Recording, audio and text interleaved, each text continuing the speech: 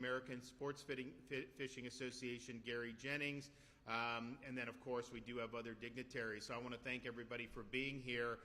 We launched our efforts to really create a new beginning for Florida's natural resources way back in January of 2019 in Southwest Florida. It was Arctic temperatures that day. I remember thinking, am I in Green Bay or am I in Southwest Florida? But we charted a very bold vision.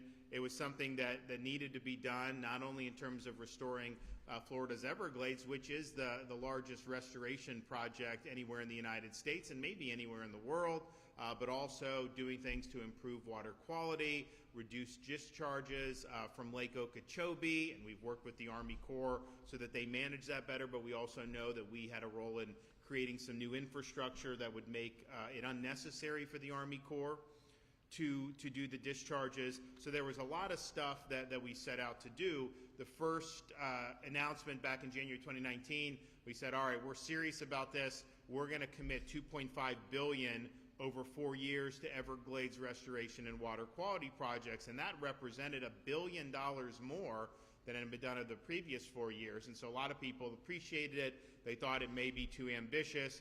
We ended up doing $3.3 billion during that period of time, which is more than Florida's ever had by a country mile. And that 4-year run of $3.3 billion, that was more than the previous 12 years combined for the state of Florida. We also then, the January of 2023, we said we wanted to do $3.5 billion over the next 4 years. And I'm proud to say we've almost achieved that goal just in 2 years. We've gone over $3 billion for that. When you are supporting Everglades restoration, that does have a positive impact on not only our way of life, but also Florida's economy. Over the next 50 years, we think that hundreds of thousands of jobs will be linked to these restoration efforts. Over the past 5 years, we've reached, because of my leadership in part, but honestly, the legislature being supportive of the funding, and then the Water Management District, people really working hard. I mean, it's really been a team effort. We have completed or broken ground on more than 75 projects just in the past 5 years. That's a record for this state.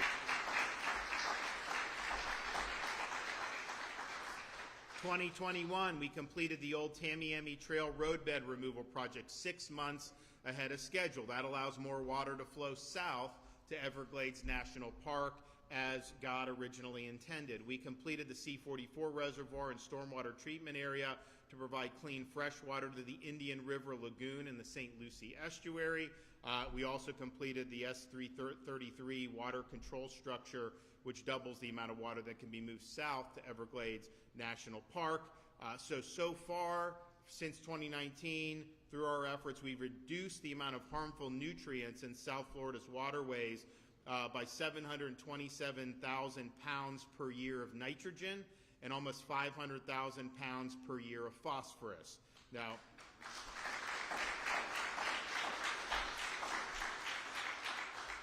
so these projects, as well as other investments, have brought the cumulative annual nutrient removal efforts to over 1.8 million pounds of nitrogen and 770,000 pounds of phosphorus each and every year. We've also made major progress on the crown jewel of Everglades restoration, the EAA reservoir. We were able to break ground on our part of the project 1 full year ahead of schedule. The EAA reservoir project, of course, is one way to reduce discharges from Lake Okeechobee, clean water, and send it south. The 10,000-acre reservoir with 240,000 acre-feet of storage delivers water to the 6,300-acre A2 stormwater treatment area for treatment. The project will provide an additional 370,000 acre-feet of clean water annually to the Everglades. And so we now have, if you go south of Lake Okeechobee, water flowing down to the Everglades. If you go to Florida Bay is at its salinity goals for the first time in decades. This was something that's new, happened over the last couple years, and so that's a really, really good sign. Now, we understand the EA reservoir is important. One of the requests we have into the Trump administration, We're ahead of schedule. We work much quicker. Army Corps of Engineers, not so much. It's taken a little longer. And so they're really tasked, and the whole SERP is 50-50. We're fine with taking the money from the feds, giving them credit for their share. We don't want the credit, but then letting us actually do this stuff, because we will move it quicker, and especially when you talk about the EAA reservoir, that can make a huge, huge difference. So we've asked to have that delegated to the state of Florida, block grant us the money, we'll move it forward, and I think move it forward in a very, very positive way. So that'd be a huge, huge positive for the state of Florida if we can get that done. Another huge positive for the state of Florida is that this summer, the C-43 reservoir will be completed, and that's a major milestone for our Everglades restoration efforts. This project will be able to hold nearly 55 billion gallons of water. The reservoir will be able to water per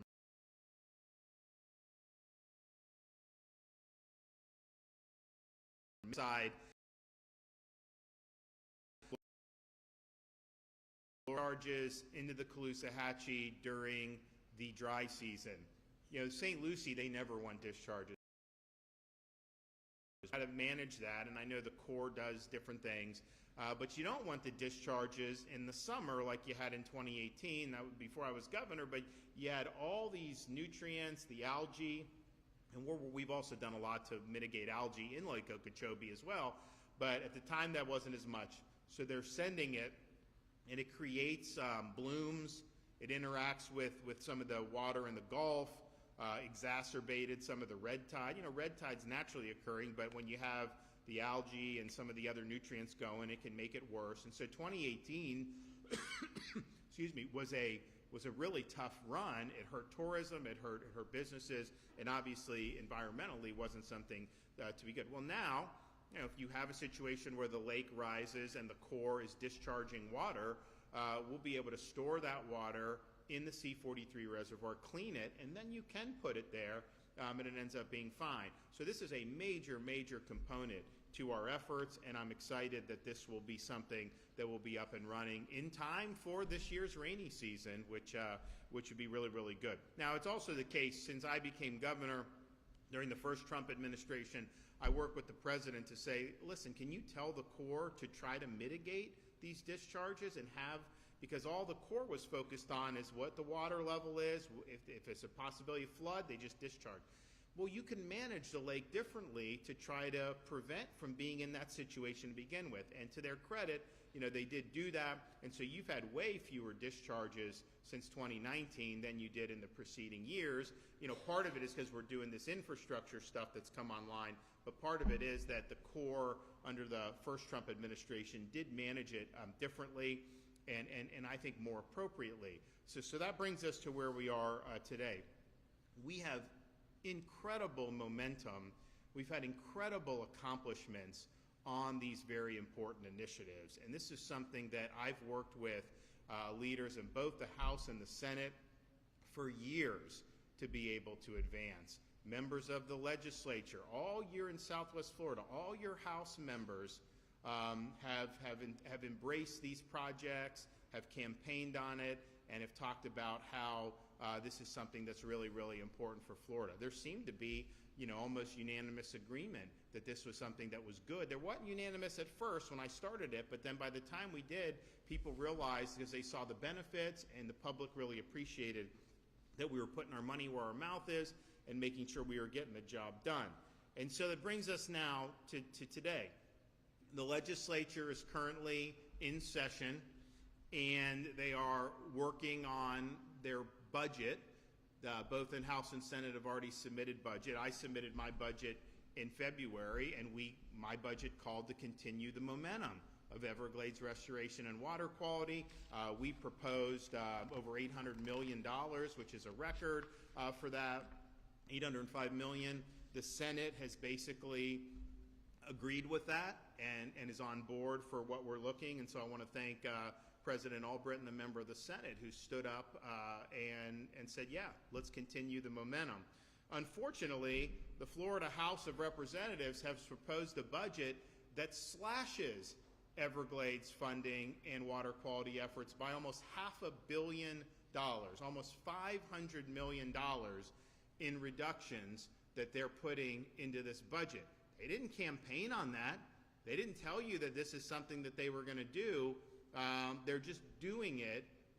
And a lot of the reason they're doing it is because the leadership in the House of Representatives has taken a position that if I'm for something, that it's their view to just oppose us, just in a knee-jerk fashion. Oh, the governor always gets his way. We don't want to give the governor any wins. That's kind of how these people think. Shouldn't you be doing what's right for the people of Florida? Stop playing your petty games. Stand up and do what's right. Do what the people asked us to do.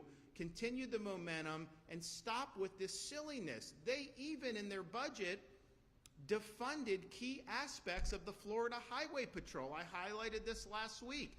They wanted to slash almost 90 positions from our Florida Highway Patrol. They defunded body armor for the Florida Highway Patrol. And they did other things that will make the people of Florida less safe. And we called them on it. A lot of people were very frustrated.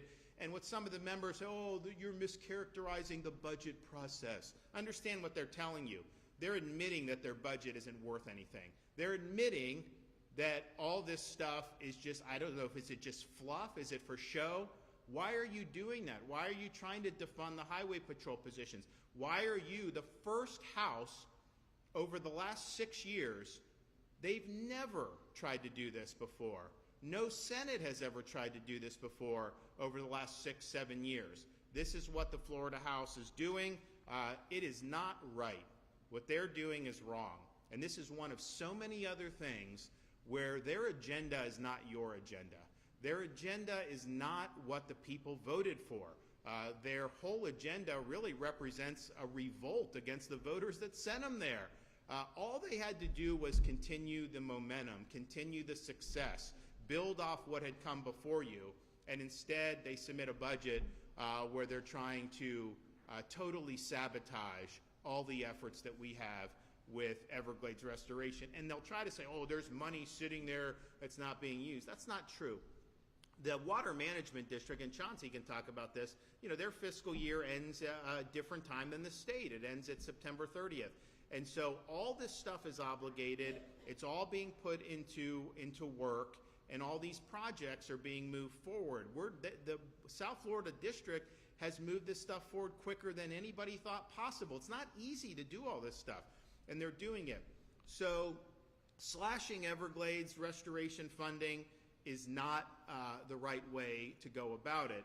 That's not the only thing they're doing. So last year, under the leadership of your Senator Kathleen Passidomo and my friend, she created a framework where 96% of the Seminole Tribe compact revenue would go to fund water quality improvement, infrastructure, and the continued acquisition and management of Florida's conservation lands.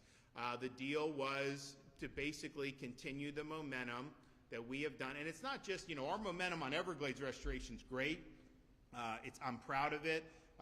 We are leaving a very important legacy to our kids and grandkids by taking on these initiatives. But we've also created the Florida Wildlife Corridor. I mean, I don't want the state of Florida to be one big concrete slab someday. I want to be able to protect this, and Kathleen led the effort on that, and we've been able to put so much land into conservation in this really nice corridor, and it's kind of like Florida's version of Central Park. It just spans hundreds of miles, and it's good. So we've done so much stuff with this. So that was what was signed into law. That was what the legislature passed. You know, now the House wants to undo that, and they want to redirect the money into just general revenue, which they'll basically use for their own pet projects. Now, when this stuff is not tended to, you know, we know what ends up happening.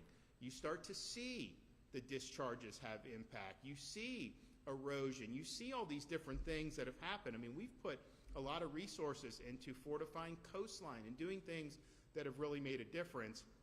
They want to turn their back on that. So what I would tell people is that what you voted for? Did you vote to stop and sabotage the progress that we've made with Everglades restoration. And look, if that's what you wanted, if that's what you thought you were getting when you sent folks to the Florida House of Representatives, look, we can agree to disagree. I mean, that's life, right? Not everyone has to agree with me on this stuff. But I don't think that's what they told you they were going to do. I think they told you, and I think they understandably took credit for being a part of these great initiatives, and now all of a sudden, in the House's budget, they're just going to turn their back on those initiatives. That is not right. That is not the way you do business. So this is their budget. I know it doesn't get as much attention. I know people focus more on Washington, and I understand there's a lot going on there.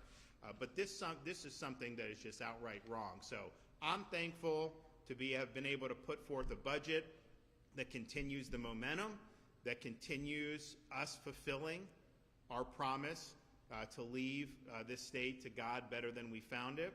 And I'm thankful that the Senate in Florida has stepped up to the plate to answer the call as well.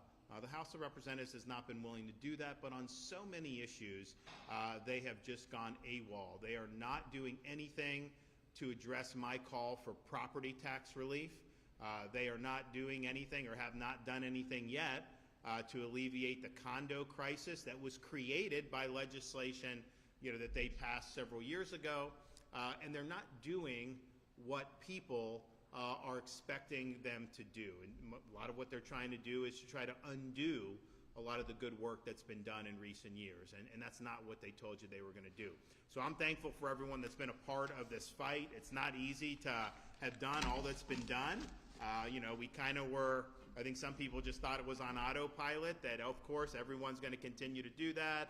Florida it's a great success story to have gotten these projects started and completed in such quick time. You see the water flow, you see the results, but yet there's some folks that are wanting to turn back. We're not going to turn back.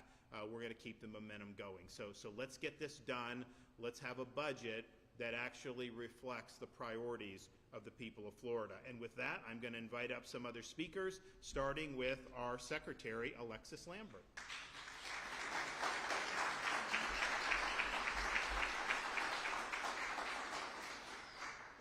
Thank you, Governor. I'm Alexis Lambert, and it's my privilege to serve as the Secretary of the Florida Department of Environmental Protection.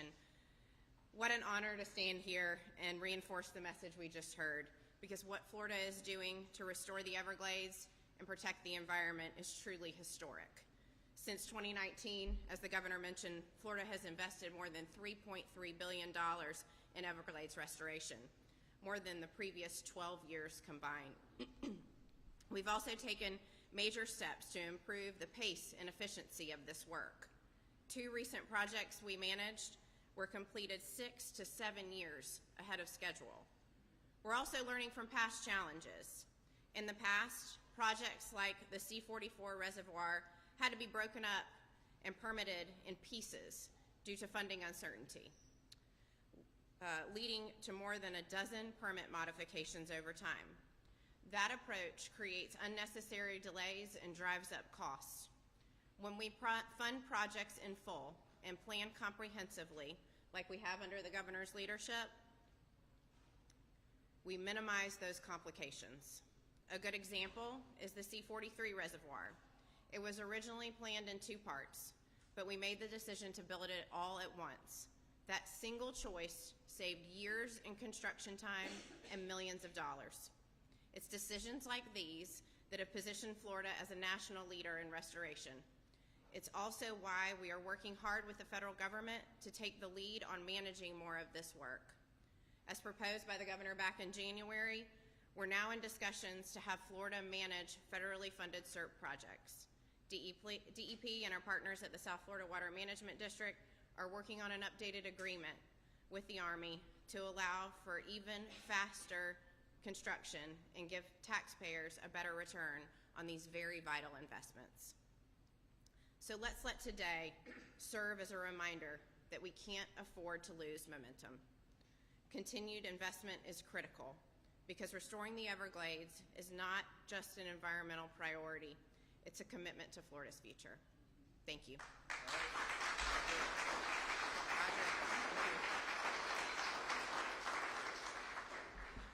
Good morning, everyone. I'm Roger Young. I'm the Executive Director for the Florida Fish and Wildlife Conservation Commission. And Governor, thank you for being here, and thank you for having me here. It's a true honor to stand here today at this such a beautiful place and to celebrate these announcements, these environmental announcements and accomplishments here in Southwest Florida on such a beautiful day. And this area is so important to our natural resources. You know, properly managed water systems like the C-43 help sustain healthy fisheries and estuaries that support recreational and commercial fishing, which is so important to these communities, especially here in Southwest Florida, but across the state. And Governor, thank you for your leadership and your commitment to conservation. I was there on that Arctic cold day. Your commitment has been there since day one, and it has been unprecedented commitment through funding and support for our environment and for conservation, and we are so grateful for all of that. You know, it's because of that Florida truly is the fishing and boating capital of the world. And so many of our residents and our visitors enjoy that and come here and live here because of that fact. You know, it is this commitment and these important measures that will ensure that the Everglades will remain one of a kind. The Everglades truly are one of a kind in the entire world. And we want to protect this for the next generation. I see a lot of kids here. We want them to be able to enjoy the Everglades like we did growing up for future generations. So Governor, again, thank you, and I want to thank all of our partners that work so hard together to preserve and support the Everglades, the environment, and conservation. Thank you.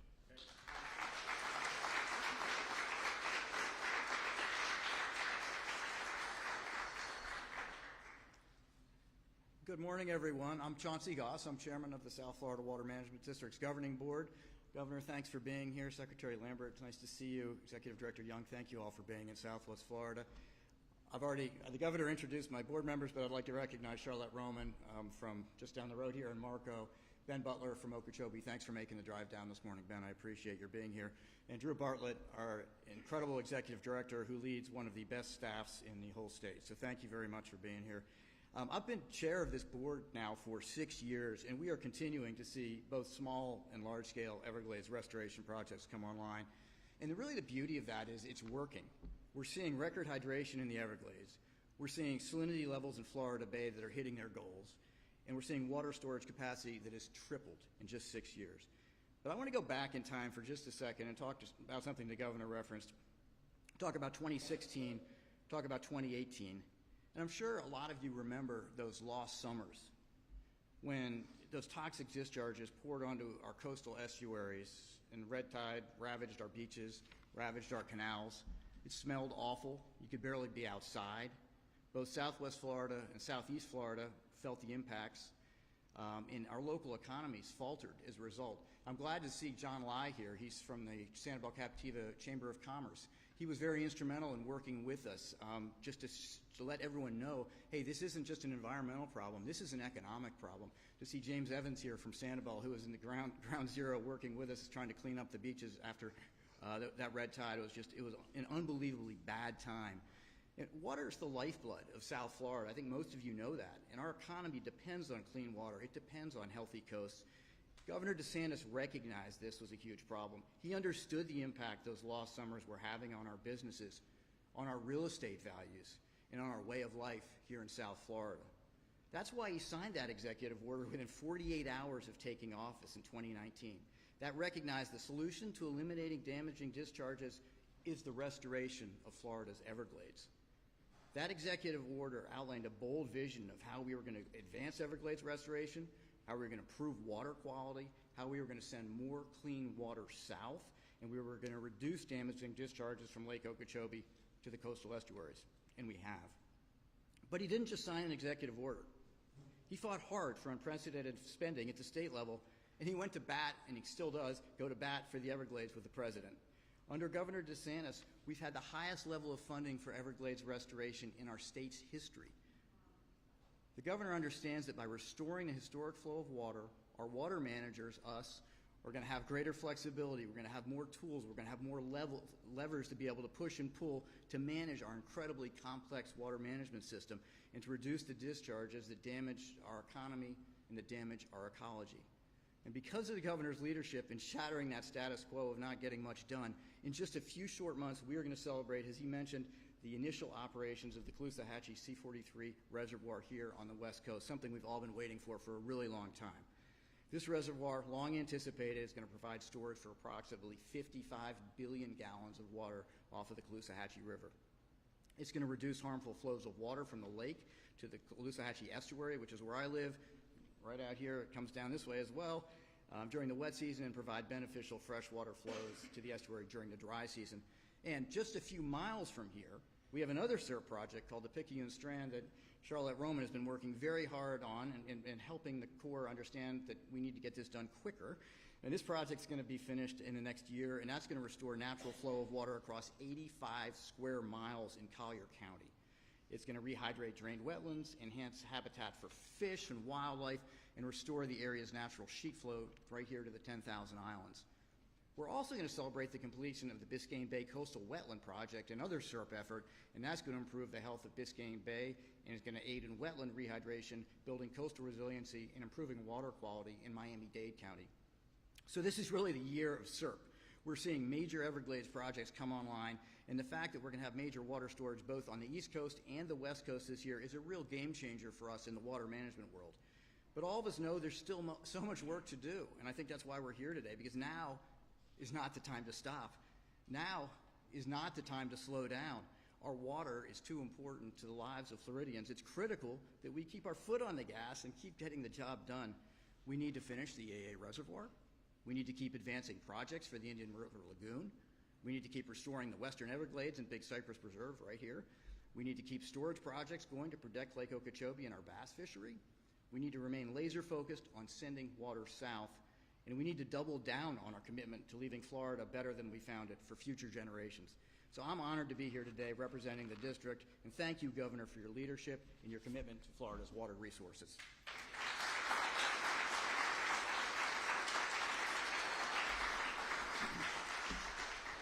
I think it's also worth just pointing out, we've talked about record funding for Everglades restoration. We also, in my budget this year, and I think the Senate's as well, and hopefully that'll get across the line, we're going to have record increase for teacher salaries, and we've done that over many, many years leading up to this biggest one. We've also done record investment in transportation, and particularly roads, and we did Moving Florida Forward. So we've dealt with and done really big things that benefit the people of Florida, but we've also done that within the context of a budget that, even though we have 3 million more residents now than New York State does, our budget's less than half the size of New York State's budget. We've almost quadrupled the rainy day fund since I've been governor. If you look at all the debt that's been accumulated in Florida's 180-year history, just since I've been in, we've paid off 41% of that. So we have the lowest number of state employees per capita in the entire United States. So don't tell me it can't be done. We're doing it. We're showing how it's done by doing very strong fiscal conservative, low debt, low tax, but then also actually using our ability to make impacts on major things. So I couldn't be more proud of that. I'm obviously very disappointed that the House is trying to sabotage the momentum. I don't think voters will like that too much, and so we thought it was important to come highlight our commitment, make sure everybody knows we're not giving an inch on this, and then hopefully you'll let your members of the House of Representatives know here in Florida that you want to continue the momentum on this. You don't want to see them slashing the Everglades restoration efforts. So thank you for everything. Okay, we got any questions back there? All right, God bless everybody. Thank you.